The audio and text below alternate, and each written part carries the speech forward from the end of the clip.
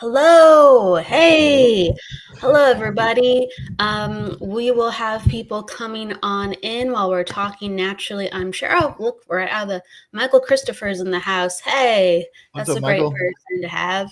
Hey, so we're on today announcing a new show on Sacred Spiral Network, Yay. and that is with Michael Zinn, which is awesome That's me. and exciting. And that will be on Tuesdays at 4:30 Pacific, 7:30 Eastern time. And so we're just going to be talking about the awesomeness of the show and inviting you to be a part of it. And here we go out of the gate. So, Michael, how you doing? I'm doing great. I'm excited. Thank you for inviting me to be a part of the Sacred Spiral Network. When I first encountered, uh, I think Debbie Romero was the first piece of the network that I encountered, and it was just such a amazing experience to be immediately felt like welcome and felt like this community was um, connected, and that's really what my show is all about. She had come on to my show, the live stream of consciousness, to watch Raven, who I think is also connected to the community. And then I saw a bunch of people coming into the chat room and just all saying hello and thanks to Debbie for inviting me. And it just felt so amazing to just show up to my thing and then have a community show up to it and be there with me and be so receptive. So thank you for inviting me to be part of the network. And I guess Debbie immediately recommended I talk to a couple of people. You were one of them, and Jennifer Rose was the other one. And I've had both you on my show. Amazing guests and amazing conversations. And that's what really my show is all about. It's about connections and conversations and just what sharing, and through talking to you and seeing the Sacred Spiral Network and what you're doing with it, we started talking about some similar visions for connecting the world and raising the vibration, one conversation at a time. And I love that, and I love the opportunity to do it some more. I had been thinking about doing more nights a week with my show, but when we started talking, the idea of doing another show on your network just to kind of grow the audience was just like a natural fit. It seemed like so here we are. I appreciate it. We have a lot of good people. Truly, we have a lot of good people, Definitely. hosts, and also that are building. We have a lot of new shows coming, and so we're honored to have you with holding space as well as the community. I mean, we have just wonderful people who share really authentically, and that's a word that comes up a lot. Thank God, with everyone like just Yes. engaging here, like Arnie, hello. Jennifer McCormick was in here just a moment ago. She's amazing. The Quiet Yep. Healer, welcome. Um, let's see. Hello, Kelly and Michael. How are you? Michael is a fantastic host and is needed in our community. He is gifted and a great guy. I agree. I mean, I Thank think you. that you have just like a real natural like candor and uplifting presence, and you have like this very clear and striking and direct voice, and you ignite conversation very naturally from your directness and also upliftingness. Thank you. I that means a lot to me. Normally people don't tell you that kind of thing in conversation. So thank you. That means a lot. And you know what? I think we were talking a little bit before the show about like finding your gift, right? And what is your passion and what's your purpose? And I think that this is kind of a part of defining that for me, because my purpose isn't necessarily you know giving a message to somebody from spirit or channeling, even though I think all of us can do all of those things if we want to tap into that. My connection seems to be through connecting with other people, which is really interesting because I can remember 10 or 15 years ago not being the most social person, not really having the greatest view about people, right? Like I just thought like, 95% of the people I met were just not worth it. And through, I guess, my own journey and awareness, becoming aware, I was aware of my accountability in that belief. And that was why I was meeting the people that I was meeting and getting that kind of, you know, energetic exchange with the people, right? Like thinking, oh, this isn't worth it. And then when I started to really recognize that, the unique differences in people were what made it so great, right? And not oh, you're different than me, not worth it. But you're different than me. What does that mean to me? How can we both grow from sharing that difference? My life changed completely. My attitude changed, and now it's like I was always behind the scenes producing these kinds of things. I'm a photographer, I'm a videographer, and a friend of mine who I was doing a show for, producing a show for, Jesse Blaze Snyder. He was like, "Oh, I did a 13-week class with him. He was doing the 13 universal laws, and he had come up with his own set of universal laws based on hermetic beliefs and all these different systems. And when he was done with the 13 weeks, he's like, I love this. Let's do some more. Come on as my co-host. And he is so charismatic and like present that it made me feel comfortable, right? Like, oh, I'll just be the co-host. I won't have to worry. But I guess in that comfort, I kind of fell into my own place there, and people were like, oh, you're really good, you should keep doing this. And it turns out that after a while, he moved to California, and he had to kind of stop for a while, so I took it over, and then kind of grew into it, and look at it now I'm being invited to have another show, and I'm really excited to hold space for more guests and be able to build this puzzle picture clearer and clearer, one piece at a time. Yeah, I think like that is a feeling that comes up when we are looking, or we're unsure, or we're confused where to put our energy, and we're like, it's not there, I don't like this experience, like the right people aren't around me, and you kind of get like despondent a little bit, because you're like, I'm ready to do something, but nothing seems to be working, or that they're just, again, the timing's off. And when you kind of go, well, I'm going to try this, sometimes it opens up things to so much more, and you go, oh okay, and life starts to be workable. So yeah, I do think it's a great thing that there's so much open energy that you are creating with, and that's what I hope for myself and everybody who's like a part of this. It's like, hey, like, as long as you have a dream and vision, and the energy is building up, and it feels right, why not create? I love Arnie's question. I'm going to ask you something similar with holding space right after you answer this. Okay. Oh, wait. Here's the question. He says, let's turn the table. So, Michael, what does consciousness mean to you? Oh, nice one, Arnie. Nice one. Consciousness to me is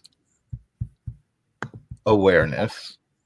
But it's more than that. To me, I guess I subscribe to the idea that their consciousness is source, and that everything arises from consciousness, including you and I. So I think you and I have our own fractal of that consciousness, that one consciousness, that you and I are a piece of that, given the ability to explore and experience the universe itself. And again, I guess kind of coming into that belief and that awareness is what fascinated me so much with talking to other people about it, because I feel like my consciousness is just a part of the bigger consciousness. So I talk about the puzzle all the time. And, my perspective and my experiences and my essence, my consciousness is one of those pieces, right? It's a very unique shaped puzzle piece that fits into a bigger picture. And so consciousness, okay, to get to the question, because I'm Okay. way It's all way part off. but consciousness. but yeah, but consciousness is God, I would say. And I've had this discussion recently a couple of times about kind of the word God and how I struggled with it for a while, because there's so much heaviness attached to it and so many beliefs, different kinds of beliefs. But the biggest one that I struggle with is the personification of the concept of God as a person. And I while I struggle with that, I also understand how it's a mechanism for people to kind of process it easier, right? Just to kind of not have to go so far and wonder, well, what is it exactly, right? So I get Yeah. that, and I can appreciate that. And so now, again, I don't struggle with the word God. I like the word source. I like the word. Well, source is a good one for me, I guess. Source is a great word. Yeah. Yeah, I think like it just it describes so much of who we are, and sometimes we just are still learning ourselves how to be inclusive with so many things that other people are not inclusive with. So I hear you, but I love how you defined it. I want to say hello to people coming on in. Hello, Christine. Christine, Hello, Maggie. what's up, Maggie? Hey, Thank hey, you. everybody. And I want to, well, Arnie's giving you a kudos. Your show is needed, and let so many connect. It's true. That's why I love having you here and growing. I wanted to ask you next, what does holding space mean to you? Well, I think that's kind of what I found my superpower to be, right? My metaphysical modality was uh, offering a space for someone to be in my presence and feel comfortable to be themselves.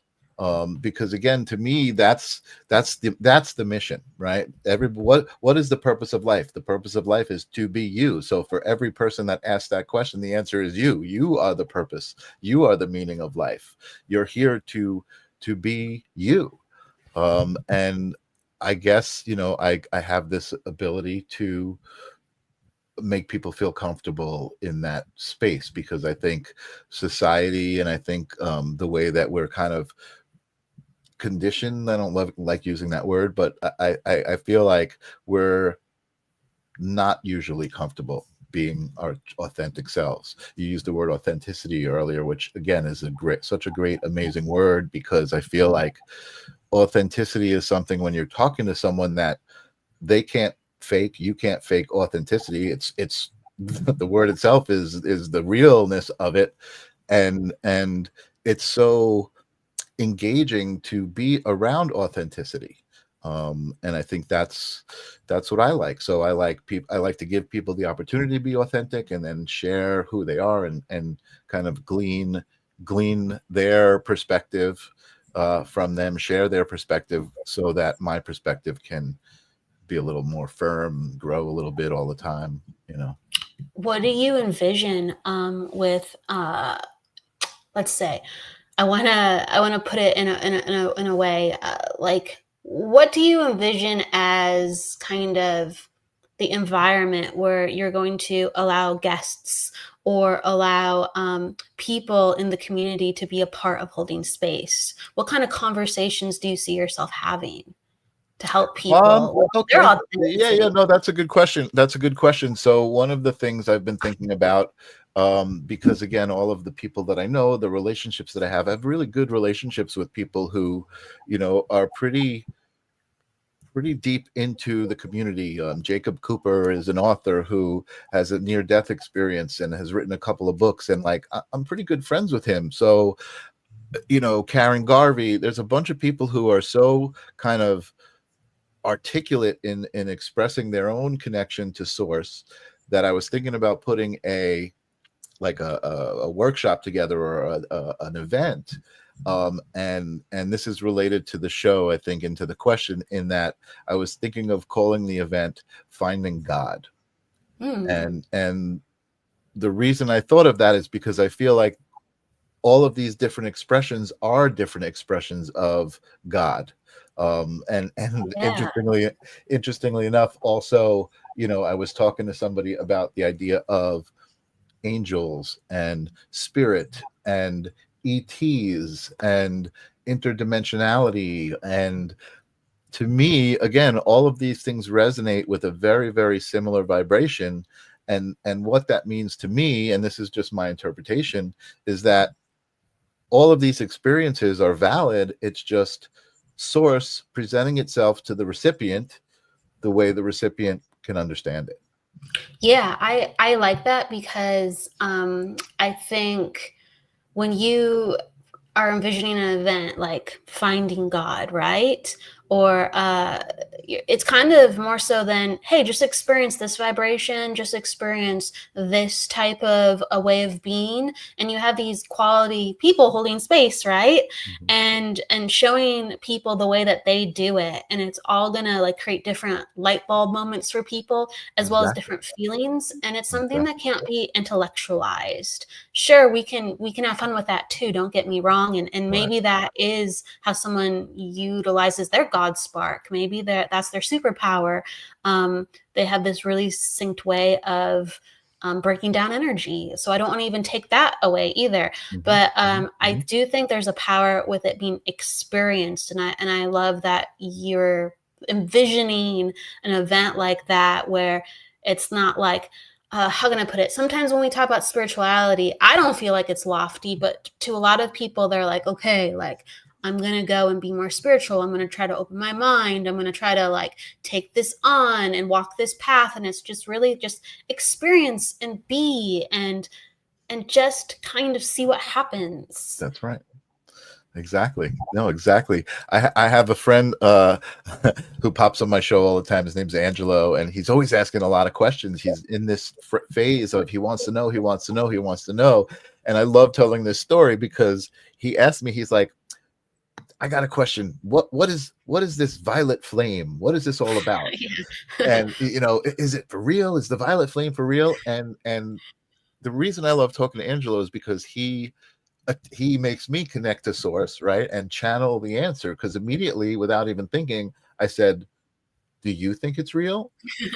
I said, like, how does it resonate with you? I can't tell you that the violet flame is real. You have to know that it's real for you, or know that it's not real for you, and that's okay. Because again, for me, the violet flame, which is something that I understand and I believe in, I don't experience it, but I don't doubt for a minute that Right. the people who talk about it and experience it are experiencing it and working with it, and that's the way that they're connecting to source and processing their experience. I think that is exactly so because you have these big concepts like the violet flame, Mhm. and people work with violet flame energy, or it means certain things to them within their healing work or in their consciousness. And to some people, um, they might be super connected, super channeled, super in their zen, and they're like, I feel like it's real, but I haven't had that experience, Mhm. right? And Mhm. so you can maybe bridge the gap of being open and saying, yeah, like perhaps it's something like this. And then there's some people who've actually had the violet flame experience, or there's some people who've had a completely different else experience, and they're like, I've never had that. Right. Like Right. I've Right. never seen Exactly. chakras, or I Exactly. never, knew the gift of ayahuasca. We're going Right. different points, and they Yeah. don't have these wonderful experiences. And it's just kind of like, are you open to that? Right. Right. Yeah, and it's interesting because as we're talking about this, what's coming into my mind is the idea of the placebo effect, Oh, well, that's very interesting within itself, that conversation. Yes, right? yes. So but that really addresses what I just said. Like the violet flame, for the people who are connecting with the violet flame, and I'm not saying that it's a placebo, but Yeah, I what understand. I'm saying is the placebo effect is the idea that it's your mind. It's your mind that the power is coming from. It's Exactly. that's where you're creating whatever it is that's happening. It's being created in your mind. It's not necessarily the violet flame. And I don't want to misrepresent or, you know, take anything away from anybody, but I think you understand what I'm saying. Like, I understand what you're it's saying. your beliefs, it's your intentions. You know what I mean? That really is the basis of that energetic power. Does that We make have sense? we Well, that's it right there. We have so much power. Experiencing the violet flame is interacting with a certain type of power or other things. And people don't give the placebo effect enough credit, because it's not about believing what's not real. It's about engaging with the power of our minds to create. And we really can alter reality. Mhm. And so, yeah, our mind aligns us to oh my gosh, I was thinking a word and it flew out of my brain.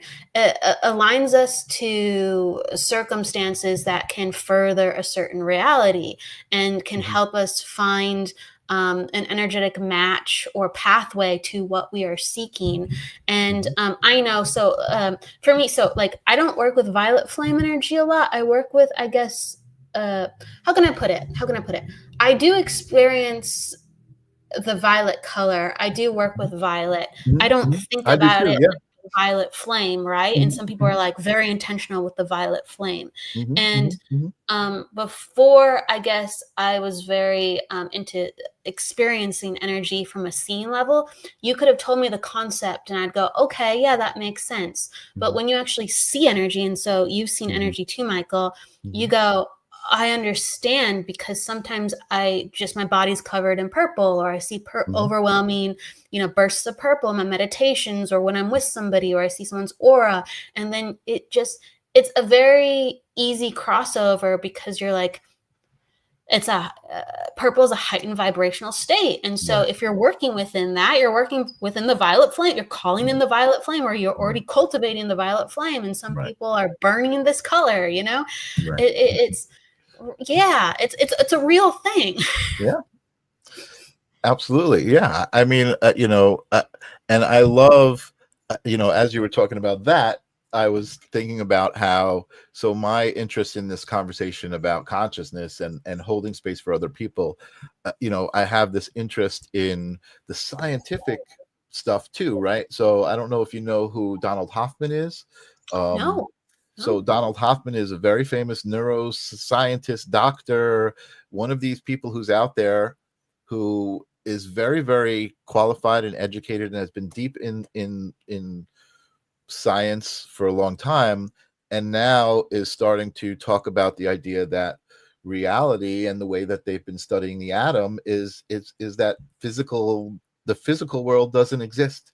It's all here, and again, I'm not saying that that's what it is. I'm saying these studies and the idea that top scientists are looking into this as this may be the way things are, and we've had it all wrong, that matter is the basis of everything.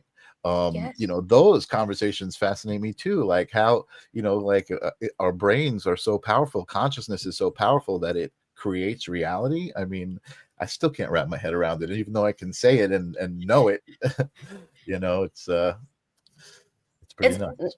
no, it's a concept. Mhm. Not that I'm completely well versed in the Gateway Institute, but the Gateway Institute is like a place where people can go to experience like concepts that Mhm. have been released by the government about like Mhm. energy and Mhm. consciousness and transcendental understanding. Mhm. And there was like some paperwork they released where they were saying, oh, like all of reality is just what's projecting in your mind, Mhm. and like auras are real, and it's just like projections of emotional states and thoughts. Like Mhm. we're just energy projections. Like Right. physical reality is essentially not real, even though it is because we're all interacting with it, but Right, like the right. concept that we know it is not It, actually real. I love these conversations, and it's like, as you're talking, you're thinking like, okay, I can feel myself. What does she mean? Woo! What does she mean I I'm can not feel real? You energy. know what I mean? But then again, you can go into I can go into my brain and say, okay, I can see. I mean, like movies like The Matrix, right? Like the idea that you're connected to this computer and it's projecting this experience into your brain that you believe is real. Like that's kind of touching on what we're talking about. And I'm fascinated by it, but again, also the challenge is still navigating the actual 3D, right? Because I Yeah, can't just leave and be like, oh wait, this isn't real, see you later. You know you what I mean? I'm absolutely still here. cannot. Correct. I mean, our entire world is built on this certain, you know, how can I put it? This certain connected reality of this is how the way that it works. And Mhm. if you're denying that, you're denying a complete shared reality Right. where you still have to operate within that because largely you still live in it. Yes, you can work with other realities, or you could say like parallel dimensions, but you have to honor this one, and there's a reason why you came to this one. Like, we don't supersede, like, okay, I've ascended, and so I don't want to be here anymore. And it's just Right. like, no, you've chosen to come Yeah, here, like you got to figure that literally. out. Yeah, right. Yeah. Yeah. I've Exactly. ascended now. That's not how it Yeah, works. I wish, Um, right? If it was that easy, right? for real. I want to say hi to Nancy. I want to say hello to What's Debbie, up, Nancy? Iris. Hello. Let's see. There was Maggie again has given us some lovely comments. Thank you. Thank you. Thank you, Maggie. Thank Um, you. thank you. I And love then talking about Arnie, this stuff. Yeah. I do too. Arnie was commenting on what you were saying about the violet flame earlier. Hmm. Violet flame is transmutation alchemy. Both Hmm. are a part of manifestation. You are what you create. Yeah, You know what's so frustrating to me is like, okay, I get it. I believe it. I know that my mind, I can think of things, I can manifest, I can make stuff happen. I just don't know how. It's like, I mean, and I'm saying that very lightly. Of course I know how, obviously still we've learning. manifested this show, right? This we're here right now. Like that's a part of manifestation. So yes, there are aspects to it. It's like, the pile of gold that I'm still trying to figure out, how to manifest that kind of thing. For Um, sure, for but sure. I mean, I'm learning how to manifest still. We all are. I just what I've learned is, it's spiritual and physical infused. Excuse me, it's spiritual energy, but the spiritual has to be physically infused. Mhm, I can't mhm. speak right now. The physical, yeah, I said it right. The physical energy as well that you're working with has to be spiritually infused, and Sure. they you have to have like mastery of both sides because you're on a physical plane. Yeah. So I used to kind of have these great ideas, and I'm like, okay, yeah, like all my energy is there, but then my physical body would just conk out Right. constantly. And Right. then I'd work with my physical body, but I was not understanding and I, like, believe me, I was always tweaking. I'm like, okay, we're working with this, and we're gonna elevate that, right? But Right. it took me a long time to figure out the formula to like really understand and I'm still learning always, my physical body and how to master that. Mhm. And then so all this inspiration can come in and actually have the energy to manifest. Like sometimes we just don't have the energy to manifest. Like Mhm. we have the energy outside of the physical body to manifest, Mhm. but then it's like, all built up, and it's just like, but we can't use it. Right. It's kind of like, you know lost in translation because your body just doesn't have the proper connectors. Mhm. So I do think that it really does take uh people around us that have figured it out Mhm. Mhm. sometimes Mhm. along the way to go, here's my physical energy I'm sharing with you. Right. And and this is how I did it, because it's not just an idea. Like I figured it out, and now I'm passing it on to you. And just someone's physical presence or sharing, like right now we're not in the same state, Michael. Like I'm in California and you're in New Right. York. Like Right. we're on opposite sides, but you're physically present with me because I can hear you. Right. It's Right. a different kind And of we're having a very authentic energy exchange. This is, again, if that was another thing, for me that helped me understand life and to be more accountable for who I am and how I treat people, and in return how I get treated, right? It's just a thing. But the idea that everything is an energy exchange. Every conversation you have, is an exchange of energy. The way you say hello to somebody, even just passing them in the street, hey, how you doing? Or, or maybe you look at them under your eyes, you know what I mean? Like shady. yeah. And, that's an energy exchange. And, I think that as we realize the power of that, we can grow, and we can start to drive the boat a little bit more in our own lives, and live happier lives, right? So, as Yeah. much as I'm still trying to figure out certain things, and I talk lightly about it, I know in general I'm a pretty happy person. And does that mean that everything that's going to happen to me is going to be great? No, I'm going to encounter something that's going to make me sad, and I'm going to deal with it. But part of that being a happy person is knowing I'll deal with it. You know what I mean? It will happen. I'll process it. I'll let it make me sad, and I'll know that on the other side of that sadness is more happiness, because that's what I'm going to choose. Yeah, we're all helping each other choose better. Yeah. And um, even though we're not physically right next to each other in the same room, I do think all these energy exchanges help elevate us and how our body A works. million percent. A So million percent. Yeah. we can continue to, I guess, manifest, Yeah. right? Yeah. We're Exactly. just we're teaching each other how to manifest better. Mhm. I want to ask, so how it all comes together with holding space, like how did, I guess, the inspiration for the show start?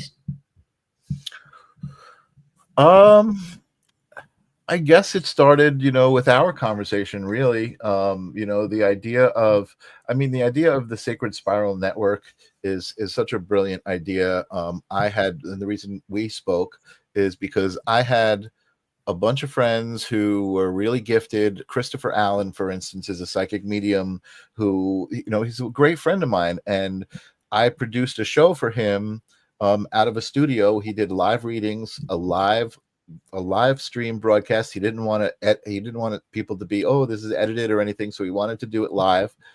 And that was kind of one of the first bigger shows that I was producing.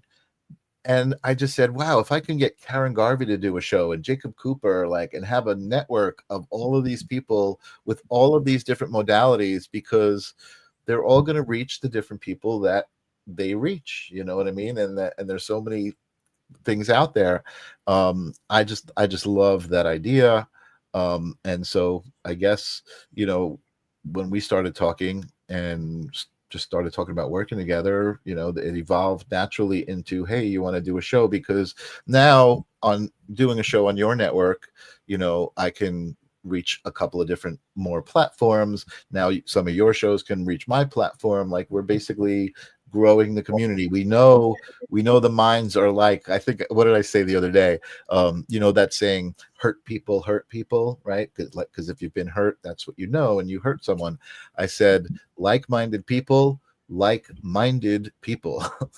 So I just we know that this community, whether it be psychic mediums or Akashic records, we know that they all are heart-based, and that they all connect on that level. um so that's was the inspiration for the show, living from the heart, and wanting to spread that vibration throughout the universe. How are you learning to, and how have you experienced life to learn to hold space for others, and what does that look like for you? I think it's a lot of listening. You know, I Yeah. think that again, when I say the word conditioning, I don't love the word, but I think that we grow up, you know, with this idea of more responding than listening, you know, and I think it's actually sitting back and listening to what someone has to say. Also, being open-minded and non-judgmental is important. So, through my show, I had a listener who lived a little bit of a strange lifestyle. And she wanted to do a show and talk about people who live strange lifestyles. In particular, she had a relationship with a doll, like a life-size doll. And when she told me that, I didn't I didn't judge it. Like that was a moment I think for me that made me realize something about who I am and the way that I experience love and non so rather than thinking like, oh, that's weird or anything, I was more like, oh, how does that work? Like that's Right. interesting. Like what does that even mean? You know, like tell me more. And I wanted to listen. I wanted to hear what you had to say. So we created a show called Strange and Wonderful, and she was a younger girl and she had a bit of a speech impediment, and so I felt like when she told me about the show, her idea, I was like, I guess I was guided. Now that I'm thinking about it, I was guided to help her break out of her shell and give her a platform to be the host of a show that she believed in, and that's what happened. She became really much more outgoing. She had so much more confidence in herself, and through that show I had some of the most amazing interviews, that I just literally felt my heart expand and my brain expand to accept these people for who they were and what they were doing. And it also helped me realize one of the big things that I think is different about me is I can't invalidate anybody's experience. Like if you tell me that you sit on the Galactic Council, I'm going to listen and I'm going to hear you out. You know what I mean? I'm not going to say you're a nut job.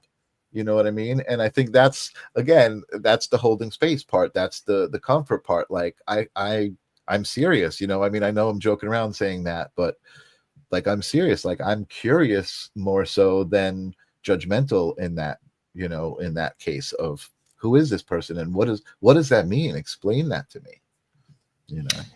I think it's going to be a really fun show. On one hand, it's like a place where community can be built with everybody reaffirming each other. And on Mhm. another hand, it's like welcomed, unique conversations that Mhm. maybe you can't have anywhere else. Right. And so I encourage people to come and be a part of it. It will be launching, Holding Space will be launching January 7th, 4:30 p.m. Pacific again, and 7:30 Eastern. Yes. So, yes, and we'll be making a lot of announcements along the way. We might do another live. We will be posting about it so you know that it's coming, and having, some of the cool imagery to come with. For sure. For sure. I don't know.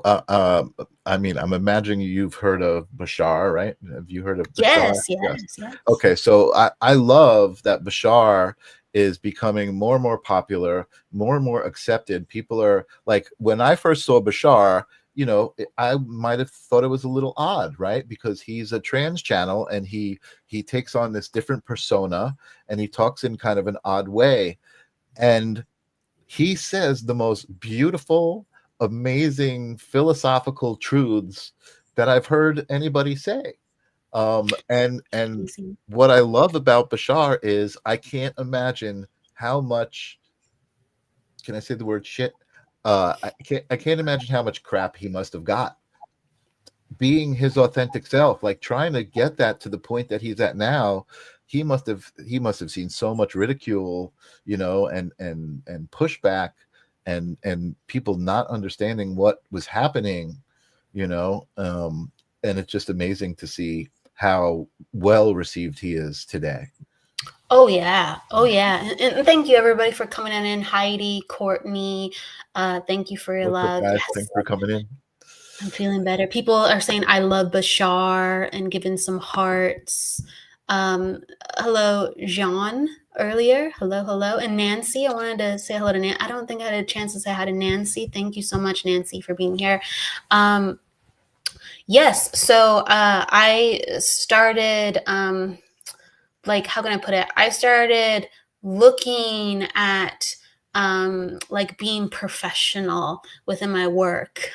Probably around like 2011, 2012. I was like, putting my efforts into going, okay, this is what I know I want to do with my life. Let me start getting serious and like, you know, I 100% am committed, right? Right. So I had already had belief. I was still, how can I put it?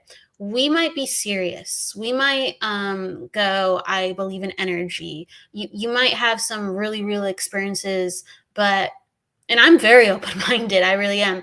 But still, yes, I was learning about the world of channeling and I was learning about other parts of the paranormal and spirituality.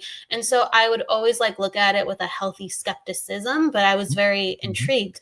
And so like around that time, someone mentioned Bashar and they actually had the DVD because like none of this stuff was really out on the internet. So they had like, Uh-huh. so this was like 2011 and 2012. Yeah, 2012 more so. And so they gave me the DVD of like one of his seminars, and it was it might have. Yeah, I don't know. It was a long DVD, so I'm Mhm. wondering if it was more than one seminar. But it was like 2 hours of content, and I just Wow. remember watching it. And even like while I was watching him, I could see like orbs, kind of like these bright blue orbs when he was channeling one time, and I'm like, okay, that's interesting. Like that's caught my eye. And then the things that he would say, I'm like, I'm like, this feels like real. This feels like it Mhm. resonates. And Yeah. Bashar really helped open me up. I give him a lot of credit because that's not traditional mediumship and channeling. It's Yeah. it's not.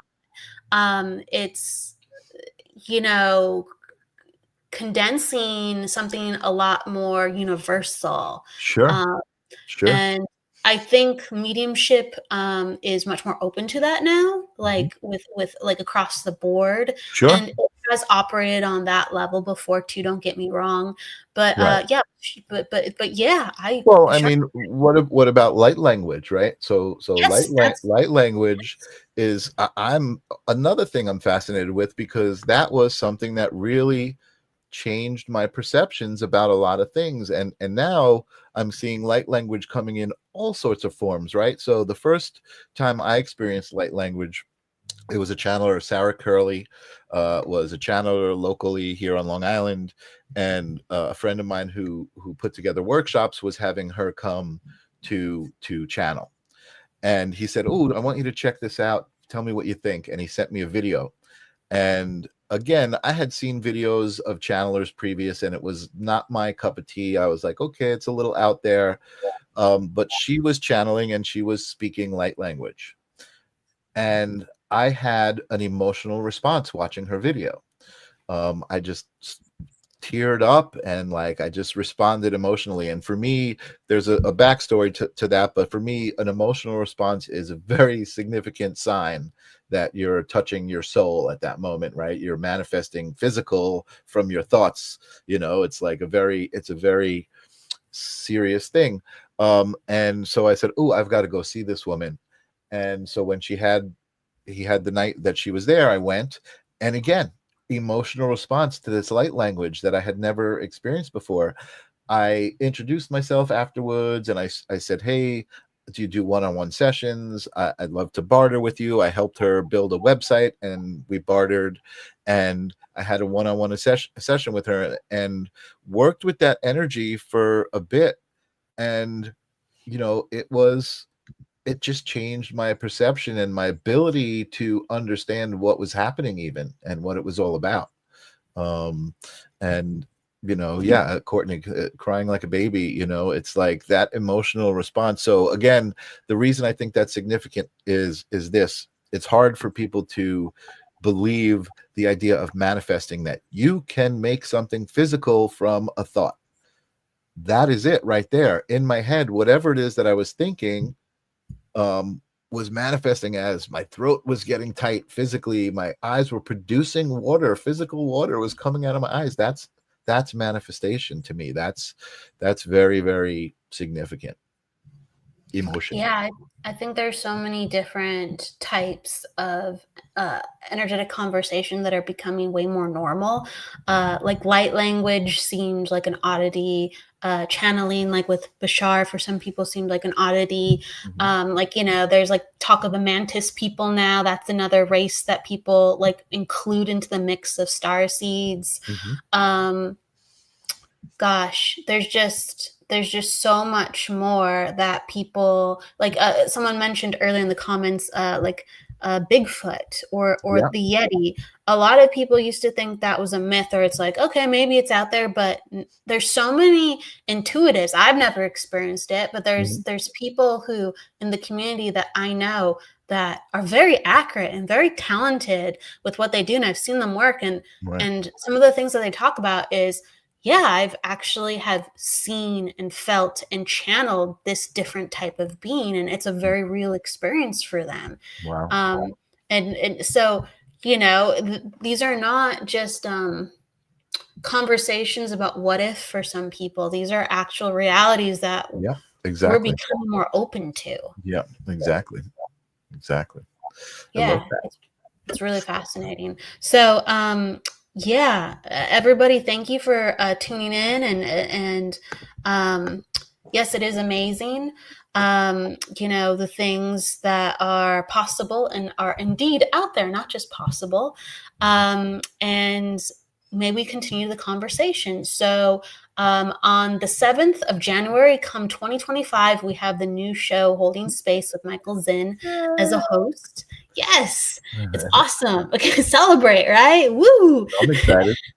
And we'll be continuing to talk about it into the new year. Until then, you'll be seeing us, sharing from our hearts. And is there anything you want to say before we wrap up tonight? Sure. I don't know. I guess if you feel, I don't know how you feel about this, Kelly, but to the audience, anybody watching this, if you feel drawn to this idea and you feel like you have something that you want to share that maybe you don't usually feel comfortable sharing, I would love to have you on and, you know, hear what it's all about. You know, we need to all hold space for each other. Yes, I think it's wonderful that this is a new show Holding Space that invites more unconventional conversations and celebrates the uniqueness of our individual experiences. So please, if you would like to share more about what you've been experiencing with energy, with spirit, with consciousness, please stop by with Michael's show, debuting in January. Nice. Thank you, everybody. And everyone's saying that they're looking forward to it. We got some congratulations. Awesome. I'm looking forward to you guys being there and sharing the energy with you guys. and then Angelo, hey, a little late to the party, Angelo. The topic is see you January 7th. So that's the topic. The new show, Holding Space. You might be a guest, Angelo. I might invite you to be on. Awesome. Yep. Come on down. We will see you all very soon. Until then, happy holidays and good night, everybody. Please go with love, luck, and light, and don't forget to live. Take care. Peace. Bye.